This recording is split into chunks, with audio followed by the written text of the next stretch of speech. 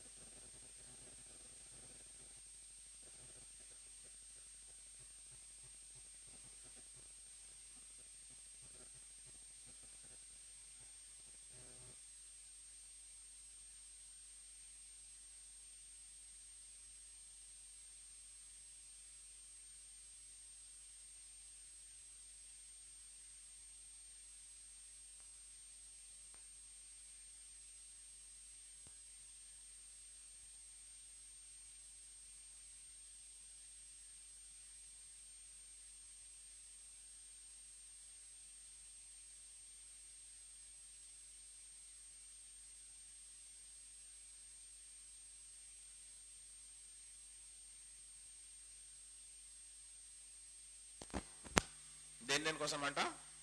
నీతిని గూర్చి, ఆశా నిగ్రహం గురించి, రాబోవు విమర్శను గురించి, అంటే దేవుని తీర్పు గురించి ఏం చేస్తున్నాడు? ప్రసంగించుచుండగా ఫెలిక్స్కి ఏమైందంట? అప్పుడు మిగుల భయపడ్డాడు. ఎప్పుడైతే పౌలును పిలిపించి ఒక ఖైదీగా ఆ యొక్క యూదా గవర్నర్ ముందు, ఫెలిక్స్ ముందు పెట్టినప్పుడు ఆయన ఏం చెప్తా ఉన్నాడు అంటే, యేసు ప్రభు కోసం, విశ్వాసం కోసం చెప్తా ఉండి ఆ యొక్క నీతిగా ఎట్లా ఉండాలి, ఆశ నిగ్రహంగా ఎట్లా ఉండాలి, దేవుని తీర్పు ఉగ్రత ఏ విధంగా ఉంటది, అవన్నీ చెప్తా ఉంటుంటే ఈ ఫెలిక్స్కి ఏమైందంట? మిగుల భయపడుతూ వచ్చినాడు. ఆయన నాయకుడే, ఒక తీర్పు చెప్పే ఒక జడ్జి స్థానంలో ఉన్నాడు. కానీ పౌలు చెప్పే మాటలు విని ఏమైందంట? భయపడిపోతా ఉన్నాడు. తను షేక్ అయిపోతా ఉన్నాడు చెప్పాలంటే. అంటే యేసు ప్రభు కోసం చెప్పినప్పుడు ఏం జరుగుతుంది? హృదయంలో ఆ యొక్క షేకన్ కావాలి, అంటే ఆ భయం అనేది జరగాలి. అందుకని ఈ పౌలు కూడా రక్షించబడక ముందు ఆ యొక్క దమస్కు మార్గంలో వెళ్తా ఉంటుంటే ఏమైంది? యేసు ప్రభు ఎప్పుడైతే తన స్వరం వినిపించి మాట్లాడినాడో వెంటనే కింద పడిపోయిన తర్వాత ఏం చెప్పినాడంటే, రెండు మాటలు చెప్పినాడు, రెండు ప్రశ్నలు వేసినాడు. ఏంటి అవి? ప్రభువా నీవెవడవు అని ఒక క్వశ్చన్ వేసినాడు. ఇంకోటి, నేనేమి చేయాలి? ప్రభువా నీవెవడంటే నీవు హింసించుచున్న యేసునే, అయితే నేను ఇప్పుడు ఏం చేయాలి ప్రభువా?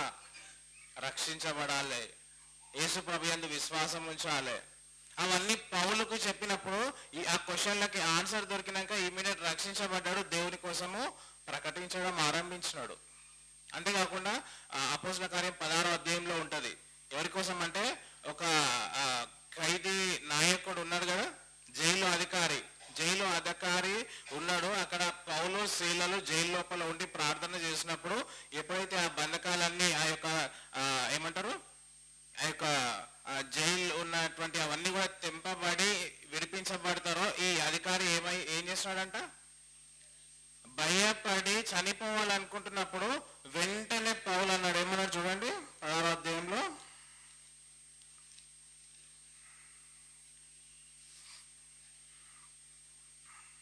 16వ అధ్యాయంలో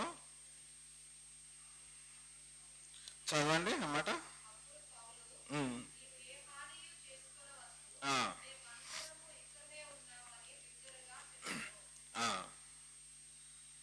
ఏ హామీ చేసుకోవద్దు, మేమందరం ఇక్కడనే ఉన్నాం అనేసి ఆ జైలు అధికారికి చెప్పినప్పుడు జైలు అధికారి ఏమంటాడు తెలుసా? 27వ వచనంలో,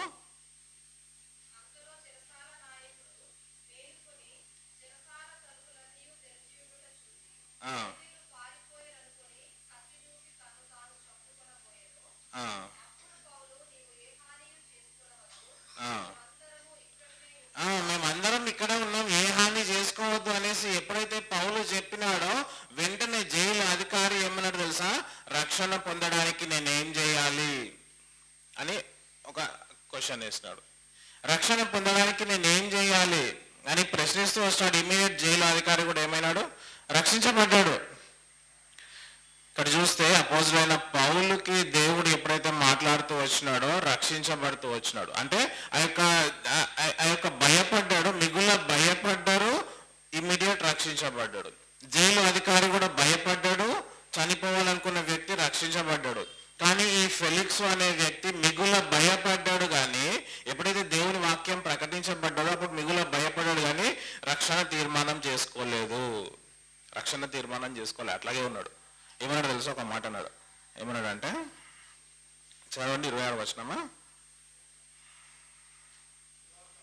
తర్వాత పౌలు, ఇదే అపోస్తలుల కార్యం 24:26. తర్వాత పౌలు వలన తనకు ద్రవ్యము దొరుకునని ఆశించి మాటి మాటికి అతన్ని పిలిపించి అతనితో సంభాషణ, మాటి మాటికి పిలిపిస్తున్నాడు. మాటి మాటికి పౌలు వచ్చినప్పటికీ మాటి మాటికి చెప్పేది ఒకటే, ఏంటిది? యేసు ప్రభు యొక్క విశ్వాసం. యేసు ప్రభు అంటే ఎవరు, విశ్వాసం ఎట్లా ఉంచాలి, నీతిగా ఎట్లా జీవించాలి, ఆశ నిగ్రహంగా ఎట్లా ఉండాలి, దేవుని తీర్పు ఏ విధంగా ఉంటుందని మాటి మాటికి అదే చెప్తా ఉన్నాడు. ఫెలిక్స్ మాటి మాటికి పిలిపిస్తున్నాడు, కానీ రక్షణ తీర్మానం చేసుకోవట్లే. మరి ఈరోజు మన జీవితం ఎట్లా ఉంది? మనం కూడా మాటి మాటికి దేవుని మాటలు వింటున్నాం, విశ్వాసం వింటున్నాం, రక్షణ అంటే తెలుసు, నీతిగా అంటే అన్ని వింటున్నాం, కానీ మరి రక్షణ తీర్మానం చేసుకుంటున్నామా? ఫెలిక్స్ వల్లే వినేసి వెళ్ళిపోతున్నామా, లేదంటే పౌలు వల్లే జైలు అధికారి వల్లే మరి తీర్మానం చేసుకుంటున్నామా? నిజంగా రక్షణ తీర్మానంలో నిలిచి ఉంటున్నామా? చూడండి, అందుకనే ఈ పౌలు, అపోజిట్ అయినటువంటి పౌలు ఉన్నాడు కదా, ఈ పౌలు అంట ఈ సందర్భం జరిగే ముందే ఎక్కడ ఉన్నాడంటే కొరంథీ సంఘంలో ఉన్నాడు. కొరంథీ సంఘంలో ఉండి రోమాకు పత్రిక రాసినాడు కొరంథీ సంఘం నుంచి. ఆ రాసిన తర్వాత జరిగినటువంటి సందర్భం ఇది. ఆ తర్వాత సో అక్కడ ఏమేమైతే జరిగిందో అవన్నీ కూడా తన మైండ్లో ఉన్నాయి. సో అవన్నీ కూడా ఇక్కడ చెప్తూ వస్తున్నాడు, ఏ విధంగా ఉండాలి, ఏ విధంగా ఉండొద్దు. అంతేకాకుండా ఈ ఫెలిక్స్ ఉన్నాడు కదా, ఫెలిక్స్ అనే ఇది ఒక ఎవరంటే ఏమంటారు, ఒక బానిస. ఆయన ఒక బానిస ఒకప్పుడు. వీళ్ళ బ్రదర్ సహాయంతో ఏమైనాడంటే ఈ యూదాకి గవర్నర్గా అయ్యాడు. గవర్నర్గా అయినాడు. తర్వాత ఎవరిని వివాహం చేసుకున్నాడు? వాళ్ళ భార్య పేరేంటి? ద్రుసిల్లా. ఈ ఫెలిక్స్ కి ద్రుసిల్లా థర్డ్ వైఫ్, మూడవ భార్య. ఈ ద్రుసిల్లా ఎవరంటే అగ్రప్ప రాజా ఉన్నాడు కదా, అగ్రప్ప రాజా వాళ్ళ కూతురు. ఎవరు? ద్రుసిల్లా. అగ్రప్ప రాజా వాళ్ళ కూతురు ద్రుసిల్లా. ఈ ద్రుసిల్లా వాళ్ళ తాత ఎవరంటే హెరోద్ ద గ్రేట్. హెరోద్ ఉన్నాడు కదా, ఎవరు? The great Herod. యేసుక్రీస్తు ప్రభు పుట్టినప్పుడు 2 సంవత్సరాల లోపు ఉన్న వాళ్ళందరినీ చంపించేసేయాలి అని చెప్పిన హెరోద్ ఉన్నాడు కదా, ఆ హెరోద్ ఎవరంటే ఈ ద్రుసిల్లా వాళ్ళ తాత అవుతాడు. ఆ ఫ్యామిలీ ఎంత ఈ ఫెలిక్స్ అంటే చాలా క్రూయల్ రూలర్. క్రూయల్ అంటే చాలా కఠినము, చాలా క్రూరుడు, చాలా మందిని హింసిస్తాడు, చాలా మందిని సిలువ వేయించి చంపించేసినాడంట. ఆ టైంలో సిలువ మరణం వేస్తుండే కదా. ఏదన్నా ఇంకా కఠినమైన శిక్ష ఏదన్నా ఉందా అంటే ఏంటిది? అది సిలువ మరణం. సో ఈ ఫెలిక్స్ కూడా చాలా మందికి సిలువ మరణం వేసేసినాడు. ఇంకా ఈ ఫెలిక్స్ కూడా ఎట్లాంటి వాడు అంటే డబ్బులు ఆశించేవాడు. ఎవరైతే లంచం ఇస్తారో వాళ్ళ పక్షాన తీర్పు చెప్పేవాడు. అంటే న్యాయం అనేది లేదు. ఎవరు డబ్బులు ఇస్తారో, ఎవరు లంచం ఇస్తారో వాళ్ళ పక్షాన తీర్పు చెప్పే వ్యక్తి, ఒక రూలర్, గవర్నర్ ఫెలిక్స్. అటువంటి ఫెలిక్స్ దగ్గరికి ఇప్పుడు ఎవరు తేపడ్డారండి? అపోజిల్ అయిన పౌలు తేపడ్డాడు. ఎందుకు ఈ ఫెలిక్స్ అపోజిల్ అయిన పౌలుని మాటి మాటికి పిలిపిస్తున్నాడు? ఏమైనా లంచం ఇస్తాడేమో అని, ఏమైనా డబ్బులు ఇస్తాడేమో అని. ఇస్తే ఈయన పక్షాన్ని న్యాయం చెప్పి వదిలేయచ్చు అని ఆశించి ఏం చేస్తున్నాడంటే మాటి మాటికి పిలిపిస్తున్నాడు. పౌలు కూడా మాటి మాటికి దేవుని మాటలే చెప్తా ఉన్నాడు పిలిపించినప్పుడు. మరి మన జీవితం ఏ విధంగా ఉంది? మనం ఏ విధంగా జీవిస్తున్నాం? నిజమైన రక్షణ తీర్మానం చేసుకున్నామా? ఫెలిక్స్ వల్లే ఉన్నామా? అపోజిల్ అయిన పౌలు వల్లే ఉన్నామా? ఆ ఖైదీ, ఆ అధికారి, జైలు అధికారి వల్లే తీర్మానం చేసుకున్నామా? లేదంటే ఫెలిక్స్ వల్లే వింటున్నాం పోతున్నాం కానీ నిజమైన రక్షణ కార్యము లేకుండానే జీవిస్తున్నామా? చూడండి, చదవండి మళ్ళీ ఒకసారి 24వ వచనం.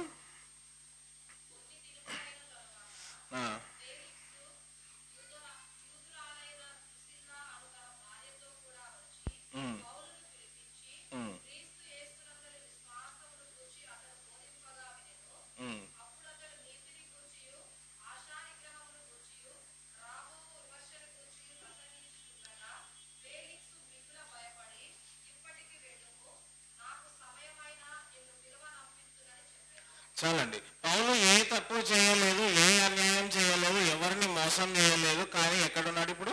ఒక ఖైదీగా ఉన్నాడు. అది ఆ విషయం అందరికీ తెలుసు. అయినప్పటికీ ఫెలిక్స్ మాటికి పిలిపించడం ద్వారా ఈ అపోజిల్ అయిన పౌలు గారు ఏం చెప్తున్నారంటే 25వ వచనంలో, అప్పుడు అతడు దేనికోసం అంట? నీతిని గూర్చియు ఆశా నిగ్రహమును గూర్చియు రాబోవు విమర్శను గూర్చి ప్రసంగించుచుండగా. దేనికోసం ప్రసంగిస్తున్నాడు చెప్తున్నాడు? నీతిని గూర్చి, ఆశా నిగ్రహం కోసము, రాబోవు విమర్శను గూర్చి. నీతిని గూర్చి ఫస్ట్ దేనికోసం చెప్తూ వచ్చినాడంట? నీతిని గూర్చి. ఎందుకంటే ఫెలిక్స్కి చాలా అవసరం. ఏమవసరం? నీతిగా జీవించడం అవసరం. నీతిగా జీవించాడు, అన్యాయపు తీర్పులు ఇస్తాడు. ఎవరైతే లంచం ఇస్తారో వాళ్ళ పక్షాన అన్యాయం అయినప్పటికీ వాళ్ళకే కరెక్ట్ అన్నట్టు తీర్పులు ఇచ్చే వ్యక్తి. కాబట్టి ఆ ఫెలిక్స్కి ఏం అవసరం? ఇప్పుడు నీతిని గూర్చి బోధించాల్సిన అవసరం ఉంది. కాబట్టి పౌలు ఏం చేస్తున్నాడు? నీతిని గూర్చి చెప్తా ఉన్నాడు. అదేవిధంగా మనము కూడా ఎవరము ఏ భేదము లేదు, అందరం ఎట్లాంటి వాళ్ళమంట? నీతిమంతుడు లేడు, ఒక్కడు లేడు, అందరం నీతిమంతులం కాదు. అటువంటి మనలను యేసుక్రీస్తు ప్రభు ద్వారా మనం ఏం చేస్తున్నాడు? ఇప్పుడు నీతిమంతులుగా మార్చినాడు. మరి నీతిమంతులుగా తీర్చబడ్డాము. ఒకప్పుడు నీతి లేని వారము, ఇప్పుడు నీతిమంతులుగా తీర్చబడ్డాము. నీతిమంతులుగా తీర్చబడిన తర్వాత ఏ విధంగా జీవించాలి మనం? చూడండి, కీర్తనలు 92:12, 92:12 చదవండి అక్క.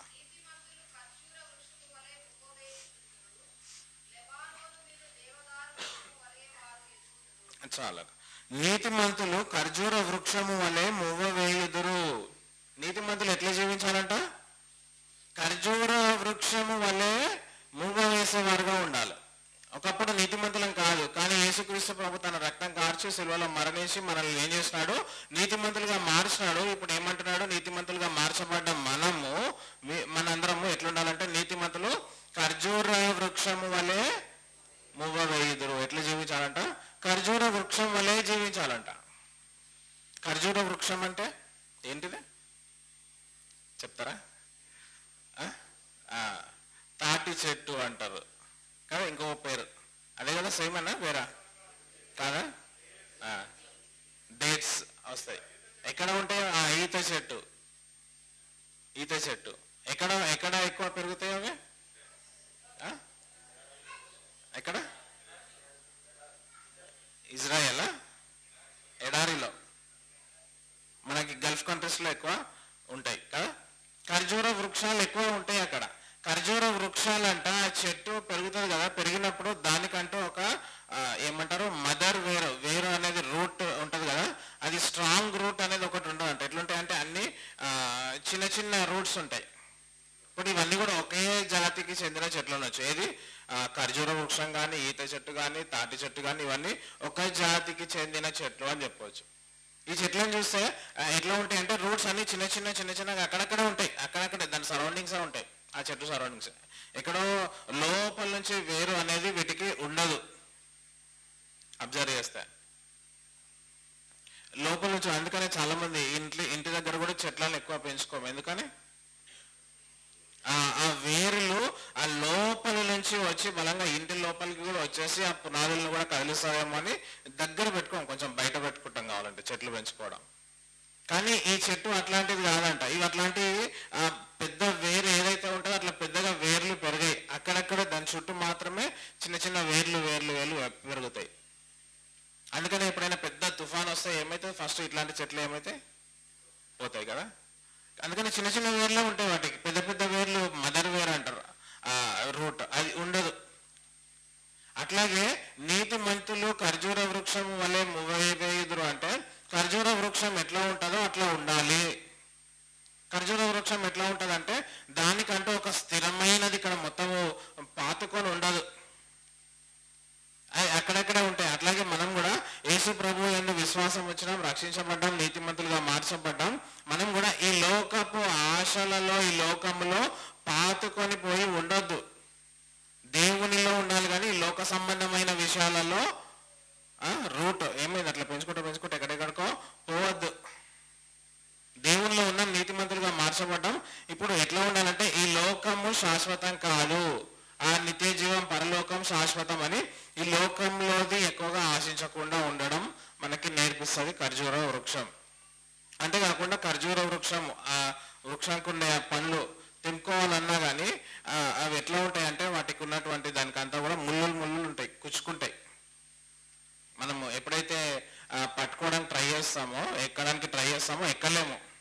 అవి కుచ్చుకుంటూ ఉంటాయి, ముళ్ళులు ఉంటాయి మొత్తం ఆ చెట్టుకంతా. అంటే ఆ చెట్టుని ముట్టాలన్నా, చెట్టుని టచ్ చేయాలన్నా, చెట్టుకున్న ఫ్రూట్స్ తెంపాలన్నా ఏమవుతుంది, మనకి కుచ్చుకుంటాయి ముళ్ళులు. అట్లాగే నీతి మంతులు ఖర్జూర వృక్షము వల్లే మువ్వెయుదురు అంటే నీతి మంతులుగా నిజంగా మనం జీవిస్తే మనల్ని కూడా టచ్ చేయాలంటే అంత ఈజీ కాదు. నిజంగా నీతి మంతులుగా జీవిస్తే ఎవరు కూడా ఏమీ చేయలేరు. దేవుణ్ణి అటువంటి ప్రొటెక్షన్ ఉంటుంది. మరి ఆ విధంగా జీవిస్తున్నామా? నీతి మంతుడు ఖర్జూర వృక్షం వల్లే మువ్వెయుదురు అన్నారు కదా. మరి అటువంటి నీతి కలిగిన జీవితం మనలో ఉందా? అపోజిట్ పౌలు అదే చెప్తున్నాడు. ఫెలిక్స్, నీతిని గూర్చి తెలుసుకో ఫస్ట్. అనీతిమంతులం, పాపులం. అటువంటి మనల్ని నీతిమంతులుగా యేసుక్రీస్తు ప్రభు తన రక్తం ద్వారా మార్చినాడు. ఇప్పుడు నీతిమంతులుగా మార్చబడ్డ మనము ఆ నీతిని గూర్చి ఒప్పింపజేయబడ్డామా, నీతిగా జీవిస్తున్నామా? ఖర్జూర వృక్షము ఏ విధంగా ఎదుగుతుందో, ఏ విధంగా పెరుగుతుందో, తన రూట్ ఈ లోకానికి సంబంధించి నేను పాతుకుపోతా అన్నట్టు ఉండకుండా ఏ విధంగా ఉంటుందో మనకు కూడా ఈ లోకం కాదు శాశ్వతం అనేది మనం కూడా ఈ లోక సంబంధమైన విషయాలలోనే కాకుండా దేవుని సంబంధమైన దాంట్లో ఉంటున్నామా అనేది మనల్ని మనం పరీక్షించుకోవాలి. అందుకనే నీతిమంతులు ఎవరు అనేది కొన్ని విషయాలు బైబిల్ చెప్పబడ్డాయి. చూస్తామా? ఆదికాండం 6వ అధ్యాయం 9వ వచనం చదువుతారా?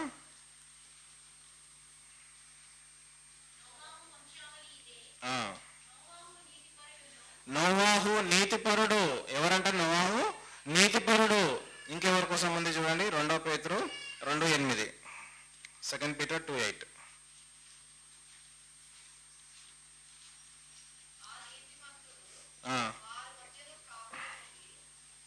ఎవరి కోసం? ఏ నీతిమంతుడు అంట? లోతు కోసం చెప్పబడ్డది అక్కడ. లోతు కోసం. లోతు ఆ నీతిమంతుడు. లోతు కూడా నీతిమంతుడు, నీతిగా జీవించినాడు కాబట్టి ఆ యొక్క అగ్ని వర్షం పడ్డా ఏమైందంట, లోతు తప్పించుకున్నాడు, ఎందుకంటే నీతిమంతుడు కాబట్టి. ఇంకొకరి కోసం చూద్దామండి, హెబ్రీయులకు రాసిన పత్రిక 11:4, 11:4.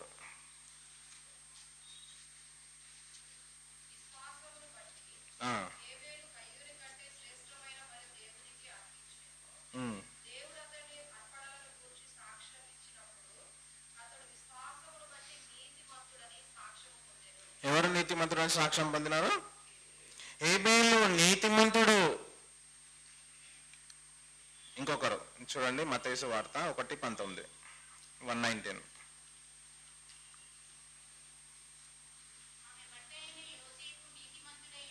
ఎవరంట? యోసేపు. యోసేపు కూడా ఎవరంట? నీతిమంతుడై ఉండి. ఇలా మనం చూసుకుంటే అందరి కోసం, చాలా మంది కోసం నీతిమంతుడు, నీతిమంతుడు నోహావు, నీతిమంతుడు లోతు, నీతిమంతుడు ఏబేలు, నీతిమంతుడు. అలాగే యోబు కోసం కూడా ఉంటుంది నీతిమంతుడు అని, అలాగే దానియేలు కోసం కూడా ఉంటుంది నీతిమంతుడు అని. ఇలా ప్రతి ఒక్కరు నీతిగా జీవించారు కాబట్టి నీతిమంతుడు అని దేవుని చేత పిలువబడుతూ వచ్చారు. మన జీవితం ఎలా ఉంది? బలలో పాలు పొందే ముందు నీతిమంతులుగా జీవిస్తున్నామా? దేవుడు మనల్ని నీతిమంతులుగా మార్చాడు. ఇప్పుడు ఆ నీతిలోనే నిలిచి ఉన్నామా? నీతిగా జీవిస్తున్నామా? నీతిగా ప్రవర్తిస్తున్నామా అనేది మనల్ని మనం పరీక్షించుకోవాల్సిన విషయం. రెండో మాట చూద్దాం రండి. అపోస్తలుల కార్యంలోకి రండి మళ్ళొకసారి. 24 చదవండి అక్క మాట.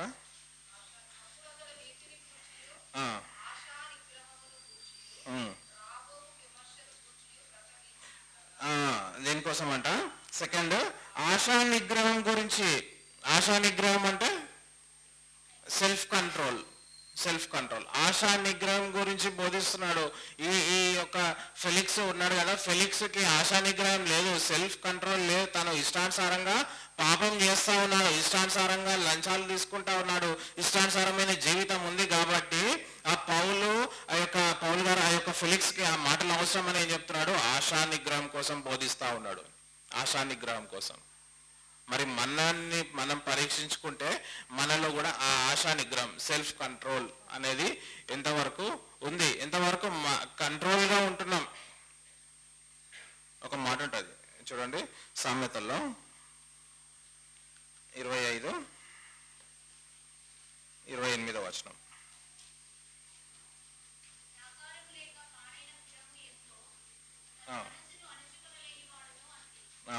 ఏంటంట?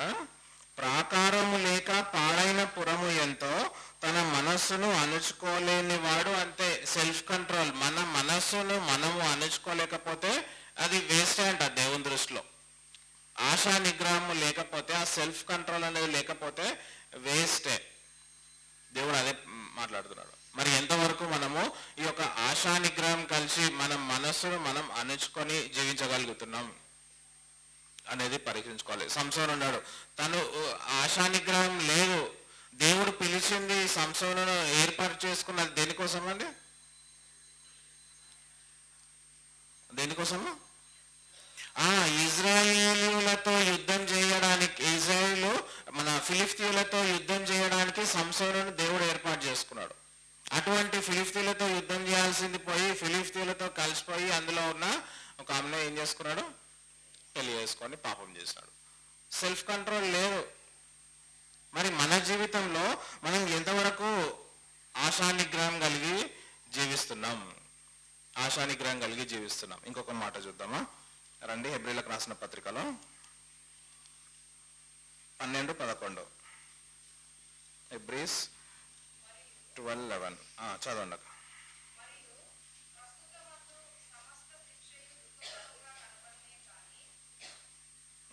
చదవండి.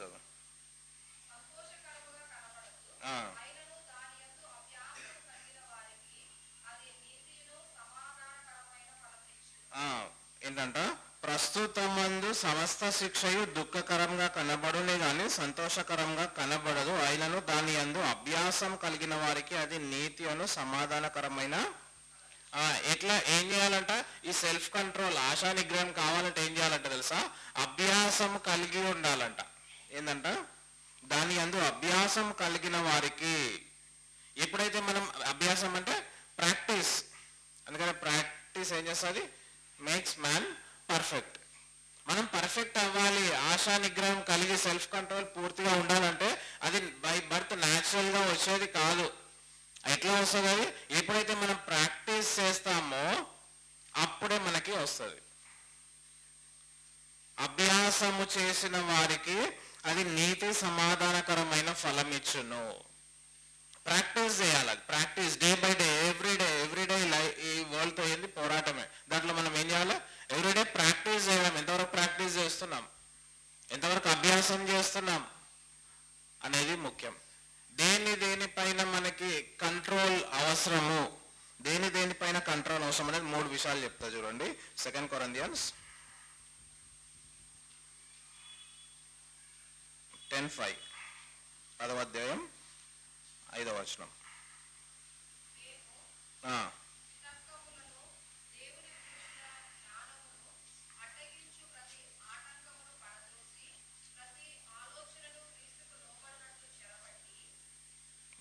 ఏంటంట? వితర్కములను దేవుని గూర్చిన జ్ఞానమును అడ్డగించు ప్రతి ఆటంకమును పడద్రోసి ప్రతి ఆలోచనను క్రీస్తుకు లోబడినట్లు. ప్రతి ఆలోచన దేంట్లో మనకి కంట్రోల్ అవసరం అంటే మన ఆలోచనకి, అంటే మన మైండ్కి, అంటే మన థాట్స్కి ఏమవసరం? కంట్రోల్ అవసరం. మన మైండ్కి కంట్రోల్ అవసరం. ఫస్ట్ 3 విషయాలు ఉన్నాయి దేంట్లో కంట్రోల్గా ఉండాలి, సెల్ఫ్ కంట్రోల్ చేసుకోవాలంటే. ఫస్ట్ దేంట్లో అంట? మన మైండ్, లేదంటే మన థాట్స్. ఏ థాట్స్ వస్తున్నాయి మన మైండ్లో నుంచి, ఎటువంటి ఆలోచనలు వస్తున్నాయి, ఎటువంటి ఆలోచనలతో మనం ఉంటున్నాం, అది మంచిదా చెడ్డదా, నీతిదా అనీతిదా, ఎటువంటి ఆలోచనలతో మనము ఉన్నాము. ఫస్ట్ మనం కంట్రోల్ చేసుకోవాల్సింది మన మైండ్ని, మన థాట్స్ని. అందుకనే ఉంది కదా, ప్రతి ఆలోచనను క్రీస్తుకు లోబడినట్లు. ఎట్లా ఉండాలి? యేసుక్రీస్తు ప్రభువుకు లోబడినట్లు మనలో ప్రతి ఆలోచన కూడా రావాలి. మనం ఆలోచించేది ప్రతిదీ కూడా, ఏదైతే ఆలోచిస్తున్నామో అదన్నీ కూడా యేసుక్రీస్తు ప్రభుకు లోబడేటట్టు. అంటే మన ప్లేస్లో యేసు ప్రభు ఉంటే అదే ఆలోచిస్తాడా, అదే చేస్తాడా అనేది మనకి రావాల్సింది. Self control it will come by practice. Naturally it won't come by practice. ఏమేం ప్రాక్టీస్ అంటే అవర్ మైండ్. మన మైండ్ని ఏం చేయాలి? మనం కంట్రోల్ చేసుకోవడానికి ప్రాక్టీస్ చేయాలి. ప్రతి ఆలోచన క్రీస్తుకు లోబడినట్లు ఉండాలి. అది ఫస్ట్ వన్. సెకండ్ వన్ చూద్దామా? జేమ్స్, యాకోబు 3వ అధ్యాయం 5-6 వచనాలు.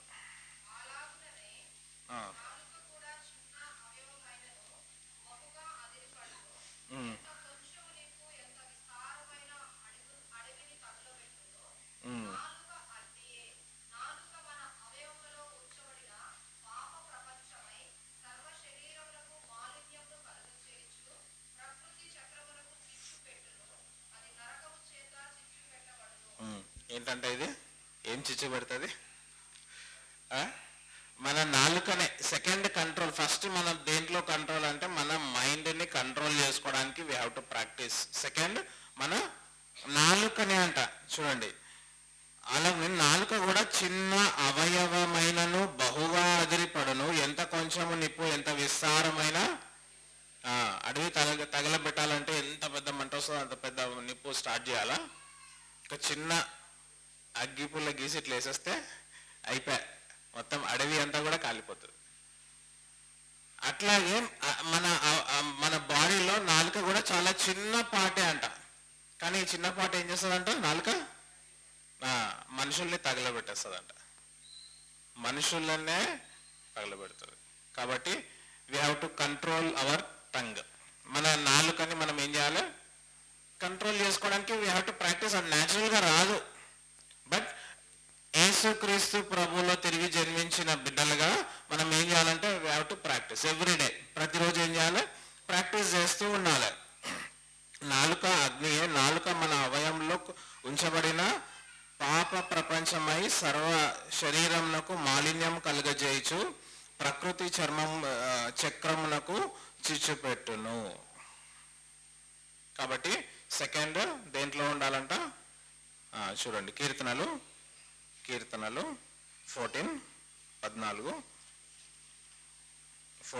141 3rd verse.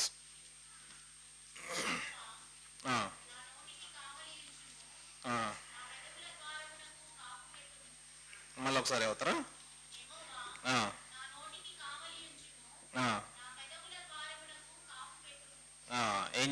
ఏమని ప్రార్థన చేయాలి మనము?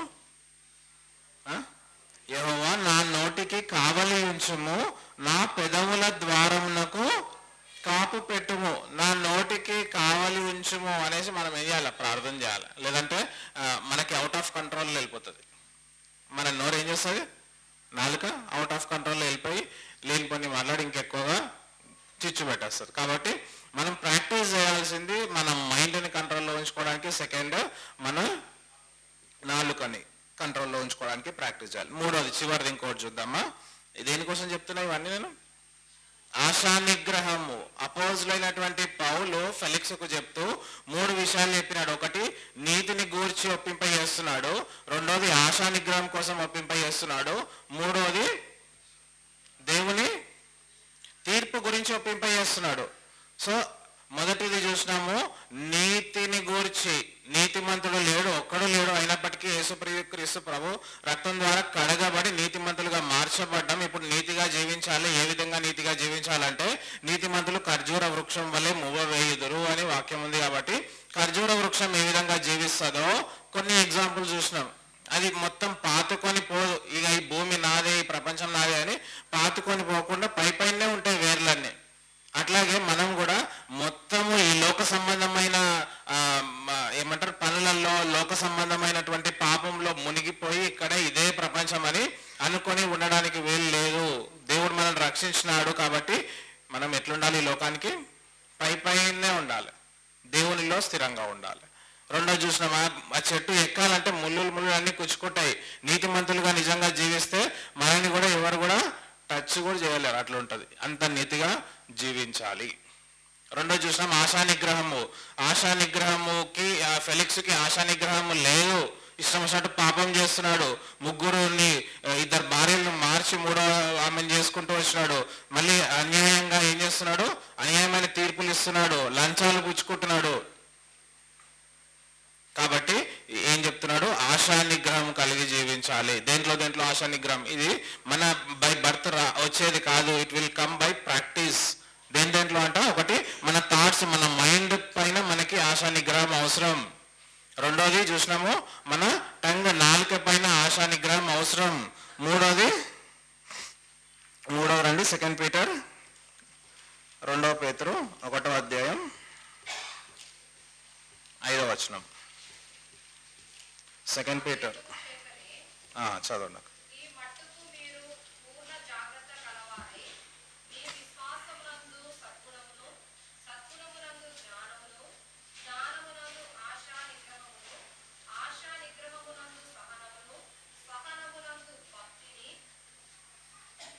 చదవండి.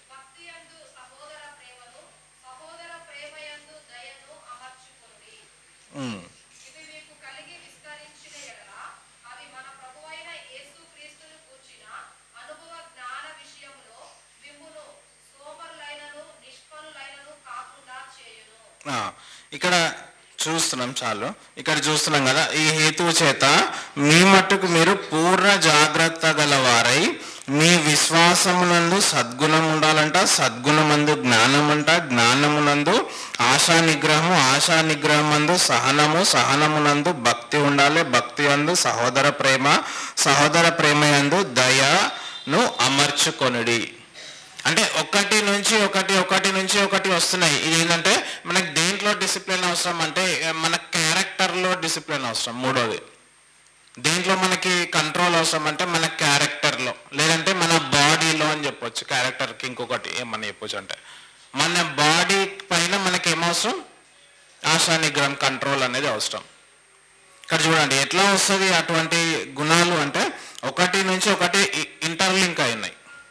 ఒకటి నుంచి ఒకటి ఇవన్నీ ఎప్పుడైతే మనలో ఉంటాయో అప్పుడు ఏమవుతుందంట, మన క్యారెక్టర్ అనేది ఒక డిసిప్లిన్లో ఉంటుంది, లేదంటే ఒక కంట్రోల్లో ఉంటుంది. అందుకనే ఉన్నాయి చూడండి, దేంట్లో విశ్వాసమందు సద్గుణం ఉండాలి, సద్గుణమందు జ్ఞానం ఉండాలి, జ్ఞానమందు ఆశా నిగ్రహం ఉండాలి, ఆశా నిగ్రహమందు సహనం ఉండాలి, సహనమందు భక్తి ఉండాలి, భక్తి యందు సహోదర ప్రేమ, సహోదర ప్రేమ యందు దయను అమర్చుకొనుడి. ఇవన్నీ ఎప్పుడైతే మనలో ఒకటి 1 బై 1 అలవర్చుకుంటామో అప్పుడు ఏమవుతుంది? మన క్యారెక్టర్ అనేది ఫుల్ఫిల్ అవుతుంది. సో మనకి కంట్రోల్ దేంట్లో అవసరం అంటే మన క్యారెక్టర్లో కూడా మనకి ఏమవసరము? కంట్రోల్ అనేది అవసరం. 3 విషయాలు చూసినాం.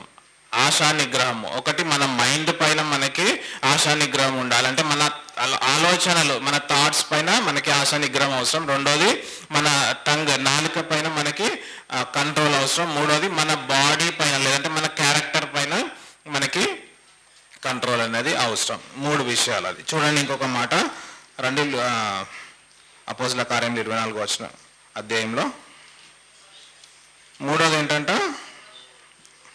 చదవండి అక్క మళ్ళీ ఒకసారి 25వ వచనం.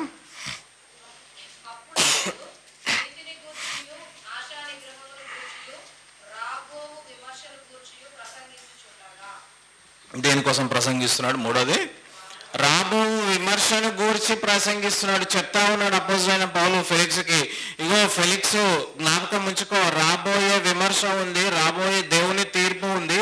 నువ్వు చేసే తప్పులు, నువ్వు చేసే నష్టాలు, నువ్వు చేసే పాపము, నువ్వు తీసుకుంటున్న అన్యాయం సొమ్ము అంతా కూడా ఒక రోజు ఏమవుతుంది? విమర్శ దినమందు లెక్క చెప్పాలి. కాబట్టి బీ కేర్ఫుల్ అనేసి అపోస్తలుడైన పౌలు ఖైదీగా ఉన్న వ్యక్తి, జడ్జిగా ఉన్నటువంటి ఆ యొక్క ఫెలిక్స్కి హెచ్చరిస్తా ఉన్నాడు వాక్యాన్ని పట్టుకొని. మరి మన పరిస్థితి ఏంది? దేవుని తీర్పు మనకి కూడా ఉంది, రాబో విమర్శ ఉంది. మరి ఆ విమర్శ దినమందు దేవుని న్యాయపీఠం ఎదుట నిలబడాలి. మరి మన జీవితం చూసుకుంటే, మన బ్రతుకు చూసుకుంటే, మన మాటలు, మన ఆలోచనలు, మన క్యారెక్టర్ ఎట్లా ఉంది? దేవుని ఆ యొక్క తీర్పు ఎదుట ఏ విధంగా నించుంటాం? మనల్ని మనము పరీక్షించుకోవాలి. అందుకనే దేవుడు ముందుగానే చెప్పినాడు కొన్ని తీర్పుల కోసం, కొన్ని జరుగుతాయి, జరగబోతాయి అని. ఏదాని కోసం చెప్తారా? నోవాహు కాలంలో త్వరలో వర్షం వచ్చి ప్రపంచం అంతా కొట్టుకోబోతుంది అని ముందే చెప్పినాడా? అట్లాగే జరిగింది. అట్లాగే ఈ సొదొమ గొమొర చేసే పాపము భయంకరమైన పాపం కాబట్టి త్వరలో ఆ పట్టణం పైన అగ్ని వర్షం కురిపించబోతున్నారని ముందే చెప్పినారా? అట్లాగే చేసినాడు. అట్లాగే రాబో విమర్శ దినం ఉంది, మనందరికీ కూడా న్యాయపు తీర్పు ఉంది అని దేవుడు జ్ఞాపకం చేస్తున్నాడు. మరి ఆ విమర్శ దినం అందు, దేవుని న్యాయం తీర్పు అందు దేవుని ఎదుట నించుంటే మరి ఏం సమాధానం చెప్తాం? ఏ విధంగా జీవిస్తాం? మన జీవితం ఏ విధంగా ఉంది అనేది మనల్ని మనము ప్రశ్నించుకొని, పరీక్షించుకొని, తప్పుంటే క్షమాపణ వేడుకొని దేవుని ఎదుట బలలో యోగ్యకరంగా పాలు పొందాలి. చూడండి, తిమోతికి రాసినటువంటి 2వ పత్రిక, తిమోతికి రాసిన 2వ పత్రిక 4వ అధ్యాయం 1వ వచనం చదవండి.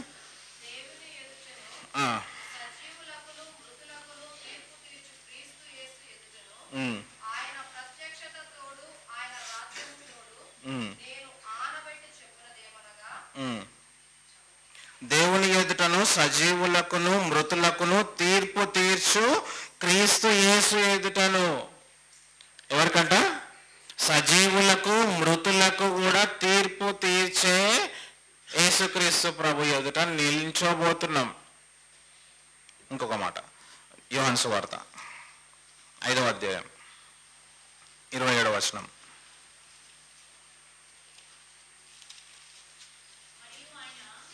చదవండి.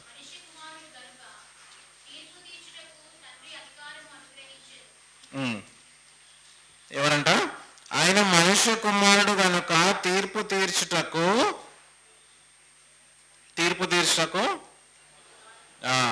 దేవునికి యేసుక్రీస్తు ప్రభువుకు అధికారం అనుగ్రహించబడింది. తొందరలో తీర్పు తీర్చబోతున్నాడు. మరి మనల్ని మనం పరీక్షించుకుంటే మన జీవితం ఏ విధంగా ఉంది? నీతిమంతులుగా జీవిస్తున్నామా? నీతిగా ఉంటున్నామా? ఆశానిగ్రహం కలిగి జీవిస్తున్నామా? దేవుని తీర్పు ఉందని భయంతో జీవిస్తున్నామా? ఇంకొక మాట, ప్రసంగి గ్రంథం 12:14.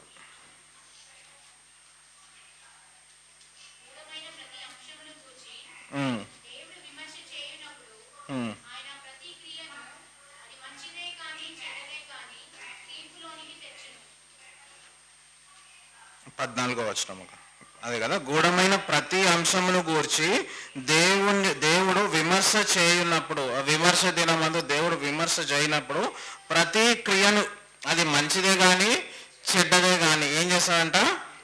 తీర్పులోనికి తెచ్చును. మనం చేసే మంచి పనులు కానీ చెడ్డ పనులు కానీ ప్రతి ఒక్కటి దేవుని తీర్పులోకి తేబడతాయి. అది జ్ఞాపకం ఉంచుకోవాలి మనం. ఇంకోటి చివరిగా రోమిలకు రాసిన పత్రిక 2వ అధ్యాయం 5వ వచనం చదివి ముగించుకుందాం. రోమా 2:5.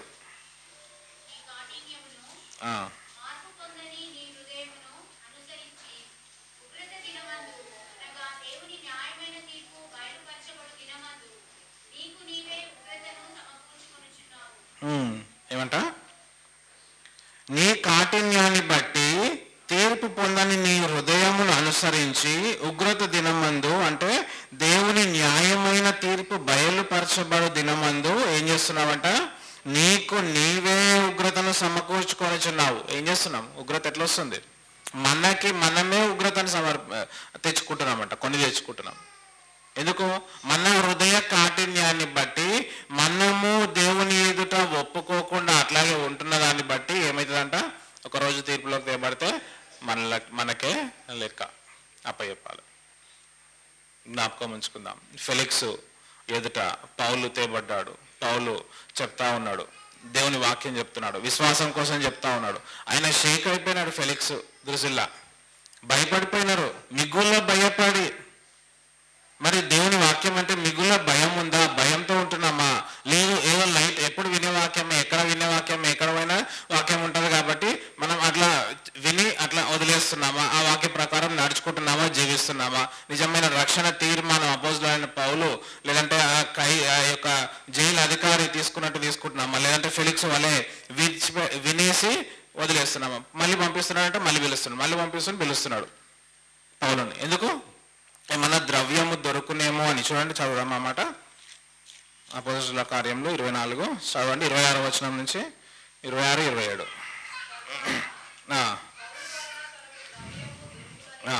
దీనికోసం అంటే పౌలు వలన తనకు ద్రవ్యం ఏమన్నా దొరుకుతుందేమో అని ఆశించి చూసినారా? ఫెలిక్స్ ఏం చేస్తున్నాడు? ఏమైనా ద్రవ్యం దొరుకుతుందేమో, ఏమైనా లంచం ఇస్తాడేమో, ఇస్తే తీర్పు చెప్పేదో వదిలేద్దామని అనుకుంటున్నాడేమో. అందుకని మాటి మాటికి పిలిపించి అతనితో సంభాషణ చేయించుండేను. తర్వాత 27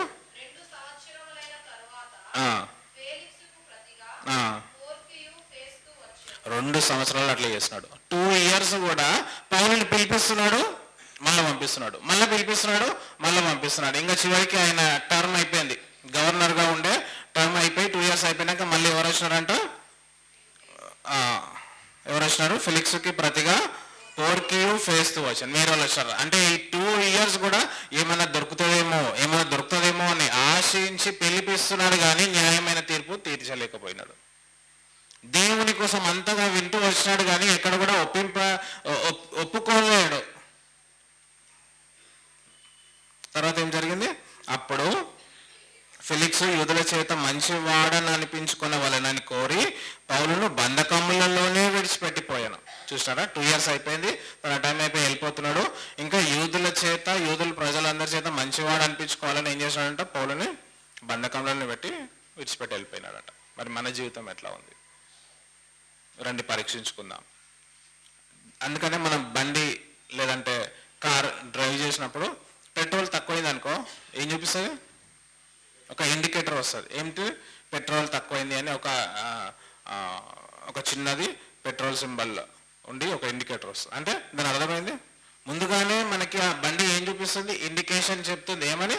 ఇందులో పెట్రోల్ అయిపోయింది, జాగ్రత్త, పెట్రోల్ అయిపోయింది, జాగ్రత్త, పెట్రోల్ పోయించుకోవాలి, లేదంటే బండి ఎక్కడ అయిపోయినా ఇంకా అంతే సంగతి. అట్లాగే దేవుని వాక్యం కూడా మనకి ఇండికేషన్ ఇస్తా ఉంది. ఇగో నీతిని గూర్చి, ఆశా నిగ్రహం గురించి, దేవుని తీర్పు గురించి ఈ ఫెలిక్స్ ఒప్పుకుంటూ రాలేదు. మరి మన పరిస్థితి ఏంది? మీరు ఏం చేస్తున్నాం? మనం ఒప్పుకుంటూ వస్తున్నామా? నీతిమంతులుగా మార్చినాడు, రక్షణ తీర్మానం చేసుకుంటూ వచ్చినామా? మరి ఈ 3 విషయాలలో మనం ఏ విధంగా ఉన్నాం? తప్పిపోయినామా? కరెక్ట్గానే ఉంటున్నామా అనేది మనల్ని మనం పరీక్షించుకుందాం. రండి, మోకరించండి, పరీక్షించుకొని యోగ్యకరంగా బలిలో చేయవేద్దాం. మోకరించండి, మనల్ని మనం పరీక్షించుకుందాం. మన జీవితం ఎట్లా ఉంది? ఫెలిక్స్ వలే ఉందా?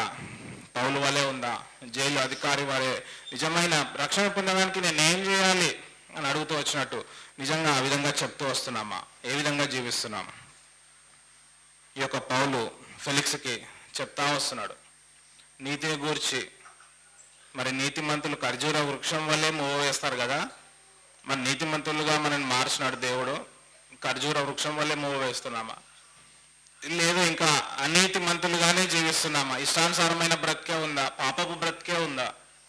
ఉంటే కనుక దేవుని సన్నిధిలో దేవునికి మాత్రమే ప్రార్థన చేసి ఒప్పుకుంటే దేవుడు కనికరించే దేవుడు, కృప చూపించే దేవుడు. అవును ప్రభా, ఇప్పటివరకు మీరు నన్ను నీతిమంతులుగా చేస్తున్నారు మీ రక్తం ద్వారా, అయినప్పటికీ నేను ఇంకా నీతిగా జీవిస్తలేదు. నేను నిజంగా ఖర్జూర వృక్షం ఏ విధంగా మువ్వ వేస్తుందో ఆ విధంగా మువ్వ వేయకుండా పాపపు బ్రతుకులోనే ఉంటున్నా అని ఒప్పుకుంటే దేవుడు క్షమించే దేవుడు. ఆశా నిగ్రహం గురించి, ఆ సెల్ఫ్ కంట్రోల్, అది ఎట్లా అంటే ప్రాక్టీస్ తోటే వస్తుంది. మనం ఎవ్రీడే ప్రాక్టీస్ చేయాలి. మన మైండ్ థాట్స్ పైన ఎటువంటి కంట్రోల్ ఉంది, మన టంగ్ పైన ఏ విధంగా కంట్రోల్ ఉంది, మన బాడీ లేదంటే మన క్యారెక్టర్ ఎటువంటి కంట్రోల్ మనము ప్రాక్టీస్ చేపిస్తున్నాం. ఆశా నిగ్రహం గురించి, అదేవిధంగా దేవుని ఆ యొక్క న్యాయమైన తీర్పు ఒకరోజు ఉన్నప్పుడు మరి ఉంది అనేసి భయం ఉందా? మిగులో భయపడుతూ వచ్చినాడు కానీ రక్షణ లేదు. మనం కూడా మిగులు భయపడుతున్నాం కానీ నిజంగా అటు వాక్య ప్రకారం జీవించే జీవితం లేకుండా ఉంటే మొత్తం వ్యర్థమే.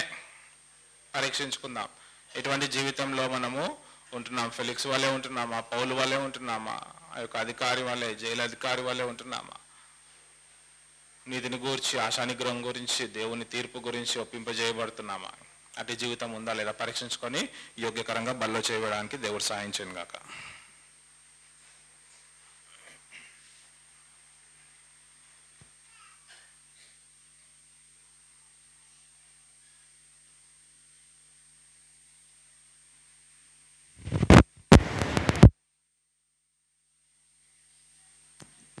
ప్రేంగల తండ్రి, పరిశుద్ధమైన దేవా, జీంగల ప్రభావం మీకు వందనాలు, స్తోత్రాలు. ఇంతవరకు మీరు మాట్లాడిన లేఖన భాగాలను బట్టి వందనాలు ప్రభా. బలహీనలము, పాపులము, అయోగ్యులము, నిష్ప్రయోజకులము